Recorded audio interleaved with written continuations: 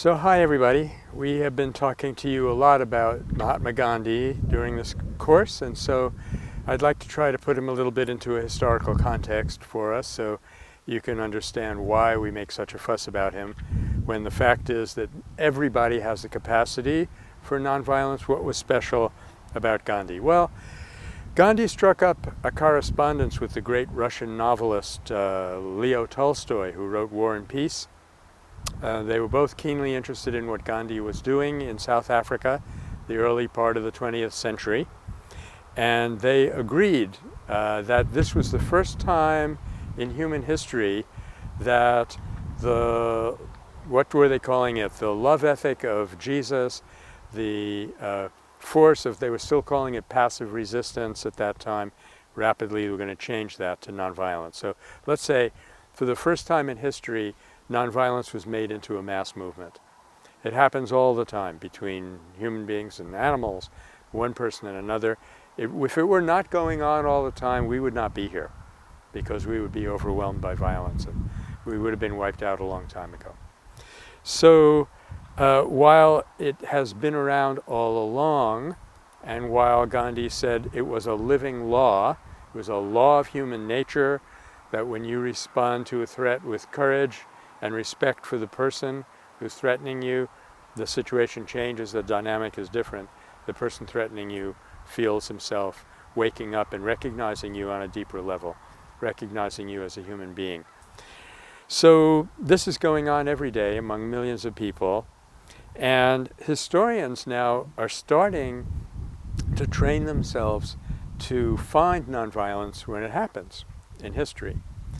Because up till now, history, quote unquote, has been the history of wars. It's been the history of violence. It's been the history of the breakdowns of this evolution in our minds, the evolution of human minds, of consciousness that we're calling satyagraha.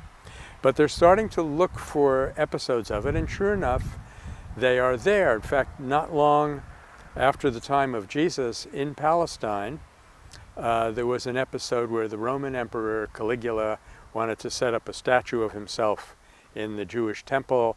He was very insensitive to the religious feeling of the Jews, just as, in fact, the British were quite insensitive to the religious feeling of the Indians. So they said, well, I'll just put my statue up there, and everybody will worship me all over the world. It'd be great for my ego. But for the Jews, this was absolutely not okay. This was blasphemy. It was an insult to their religion. So they went to the military commander and said, I'm sorry, you cannot do this. And he ordered his men to pull out their swords. And then to his surprise, all of these people who had flocked in from every corner of the Jewish world at that time, they just lay down and exposed their necks and said, go ahead, kill us. You can kill all of us. We would rather die than see this insult happen to our religion, which is the heart and soul of our culture and who we are as a people. And they didn't maybe know it, but this final recourse, this final weapon that you always have in nonviolence is the willingness to lay down your life. It's not dying. We hope that never has to happen, but it's the willingness to surrender your life that gives you a tremendous power. And in fact, this military commander said, I can't kill all of these people, and that statue never was put up. Then we also have examples of people who actually tried to organize a whole culture, a whole society along nonviolent lines. And the earliest one that we know of was an emperor in India by the name of Ashoka. His name means happiness, by the way, so that's interesting. And it was about the 3rd century of our era. He had a tremendous military success, but then he went out into the fields and saw these people dying or dead, and he was so struck, he said, never again, I will never do this again, and renounced war. And incidentally, interestingly enough, he actually was able to expand his empire after that. Not by military means, but by giving up military means. Something we might think about today. And then in the United States, where before it was the United States, William Penn came over here to found the colony of Pennsylvania, as it is now called, and he organized that thing along entirely nonviolent lines, and it was very robust, very strong. Wherever there were conflicts between the Europeans and the Indians, this was one island of peace and security, because they were respectful and kind to the native inhabitants. And the whole society was designed along nonviolent lines, and it worked very well. It was strong for about 75 years. It's a very important part of American history we often don't learn about. And it didn't fall apart because of some outside aggressor. It fell apart because the people in it, the second generation down, the third generation down, they lost faith. They said, this can't possibly be happening. It's not supposed to work. And sure enough, they lost it. Then there are whole groups, some of them religious, like the Quakers. William Penn was a Quaker. They follow strictly nonviolent principles. And here and there are episodes that we're beginning to learn about. A small country known as the Sandwich Islands, and I think this took place about 1795. It was a French colony at that time, so note we're again talking about colonialism, as we will be with Gandhi. And it was a French colony, and the French sent in a gunboat with Marines because the Sandwich Islanders were not paying their liquor tax. Well, they weren't paying their liquor tax because they didn't drink liquor, but the French didn't care about that. They wanted their money anyway. So the Marines landed. The people said to the king, oh my gosh, what will we do? The king said, we will ignore them. And sure enough, the Marines ran around all day. Finally, they found an old abandoned fort and set fire to it. That was satisfying. They burned down the fort, which nobody was using. They got back in their ship, went away, and the Sandwich Islanders did not pay their tax. And of course, you know, whatever you think he was, or whoever you think he was, the self-sacrifice of Jesus could be considered to be a fundamental nonviolent act. I'm going to give up my life for the well-being of others, suffer in this horrible way so that other people can be wakened up. That act, however historical it may or may not be, whatever, as I say, whether you follow his religion or not, the fact that that one action led to this tremendous expansion of Christianity throughout the ancient world shows the power of nonviolence.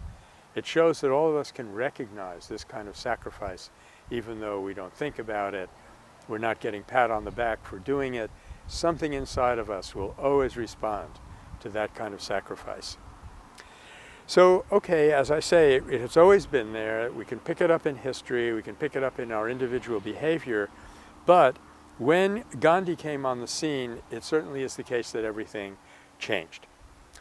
Even at the very beginning, on one of the first things he did down in South Africa, he got his people, the Indian community, to send a petition to the European government. You may say, big deal, but the fact is it was a big deal. The Indians had never sent a petition to the government. They had never felt that they belonged as citizens of that regime and that they had any right to express themselves. Under Gandhi's influence, they wrote a beautiful petition. It was not, the government didn't respond, by the way. It didn't fix the problem, but it just was a good example of work versus work, because this thing didn't work, but it had a powerful effect and led to complete change in relationship between the Indians and the Europeans. He went, once he arrived back in India, he goes up north to a district in Bihar called Champaran, where the peasants had been forced to grow indigo for the benefit of the mostly European plantation owners. They had been struggling with these plantation owners for like 100 years and never gotten anywhere. Gandhi comes on the scene, and within a few months, everything changed. They got a complete redress of their grievances, and they were rescued from poverty. And I think those who are more alert among the British and everywhere in the world started to notice something is going on here. It kind of reminds me, Martin Luther King pointed out one time that more people were killed in 6 days of rioting in Detroit than 6 years of civil disobedience in the South. So it's a force that brings about a tremendous change. I'd like to read a quote to you at this point. This is from a scientist by the name of Albert Szent-Györgyi. So, we're not talking about a religious figure, we're not talking about an activist. This is a man who won the Nobel Prize, and I think maybe one of the reasons that you're not having a cold today is because of Albert Szent-Györgyi. He discovered vitamin C and the regimen that enables us to put down a cold in the early stages. But this is what he said. Between the two world wars, at the heyday of colonialism, I'm sure you've learned about the colonial era, the heyday of colonialism, force reigned supreme. It had a suggestive power that made it natural for the weaker to lie down before the stronger. Then came Gandhi, chasing out of his country, almost single-handed, the greatest military power on earth.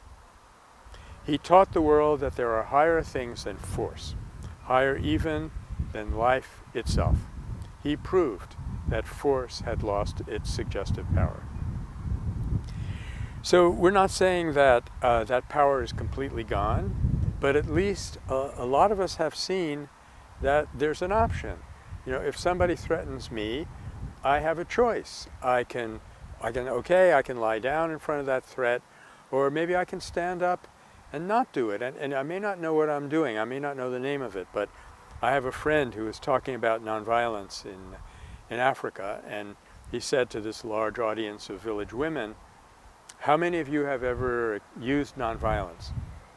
Not a single hand went up. Nobody knew what he was talking about. So, okay.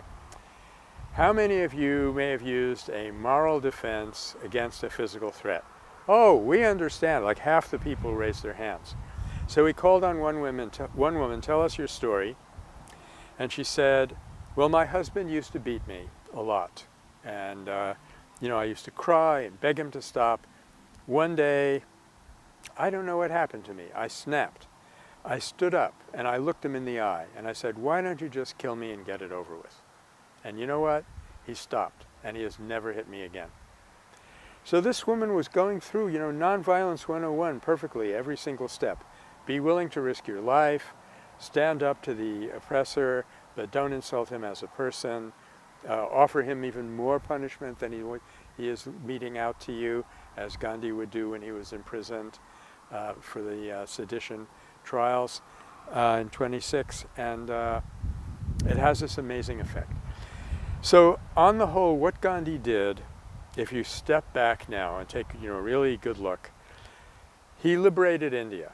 Well, geez, you might think this is enough for one person to do in their life, I haven't even liberated the town of Tamales, 500 people, which is where I live. But he liberated a nation of 300 million people, 350 million by the time he was over. The impact of that event rippled out into the world, primarily Africa, but other parts of the world as well, such that 56 colonial nations stood up and shook off the bonds, the chains of colonialism. So in effect, Gandhi ended a whole era of history, which you might call colonialism 1.0. We have subtler forms of colonialism going on now, and we'll have to find nonviolent ways of freeing ourselves from them. That's partly why we're talking to you in this course. But you can no longer just, sail a battleship into a country, shoot people, take over, and then start exploiting them systematically the way colonial powers had done all over the world. So that's a tremendous change, even bigger than liberating India. And you know what? It was even bigger than that, because what he did was bring nonviolence into the world. For the first time, it becomes a real force in politics. There's a nonviolent economics, although nobody's actually practicing it on a large scale, which is why we're in so much difficulty today. There's even education, healthcare, everything could be kind of thought over in an entirely new way, because they have what we call reconceptualized from the point of view of nonviolence. I have a friend who wrote a book about the Korea decision, the decision of the US and the Allies to repel the attack on Korea in the 50s. And then he found out about Gandhi, and he wrote another book later on called The Korea Decision Reconsidered. And he showed that we didn't have to do that, that he had a whole new framework, in other words, to look at the world.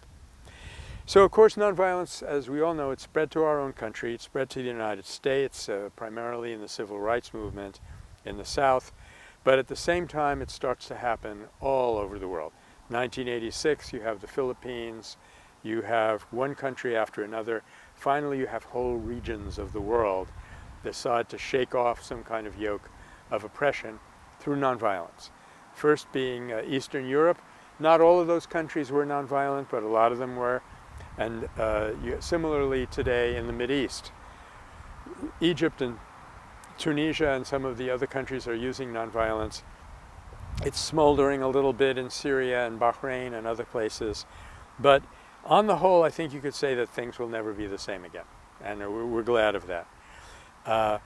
The Occupy movement, people are every day seriously considering what is nonviolence, how should we move it, how should we insist that nonviolence only is used in our demonstrations, and so forth. Now, there's no question that violence is also on the rise. Domestically, I don't even want to mention what all these cases are. Global warfare, the forms of global warfare, the reintroduction of torture and things like that. Violence is increasing, but nonviolence is also increasing, and that's the incredible time that we find ourselves in, where every one of us can play a role in history by deciding which side do we come down on. Are we going to be part of the violence, or are we going to be part of this new wonderful thing called nonviolence? What could happen in future, I would really love to see this. If you look at Gandhi's campaign carefully, it had three components. It had what he called constructive program, where you build what you want. Never mind the opponent. You're not going to beg them for anything. You're going to build what you want. Grow your own food, weave your own cotton, so forth. Spin cotton, weave your cloth. So that's constructive program. He also had satyagraha, where you marched against people and insisted they stop doing certain things. And he had something else. He had Gandhi. He had a brain. He had a country where 100 million people would follow him if he decided on a given campaign. So you had three elements there: constructive, what you might call obstructive, and a strategic overview where you could choose when to do which and keep your campaign moving all the time. So what we've been seeing around the world, I said, yes, half the world or more than half the world has experienced a nonviolent episode, but it's usually been either constructive program or satyagraha, obstructive program. Rarely the two together, and even more rarely putting the two together deliberately, or saying, now let's use this one, now let's use that one. Is that so impossible? I think if that happened, no one could stop it. And what's going to help it happen? Well, one of the things that's going to help it happen is if we start teaching nonviolence in schools, which is why we are so happy to be talking to you right now with this 1-week course. Thanks very much.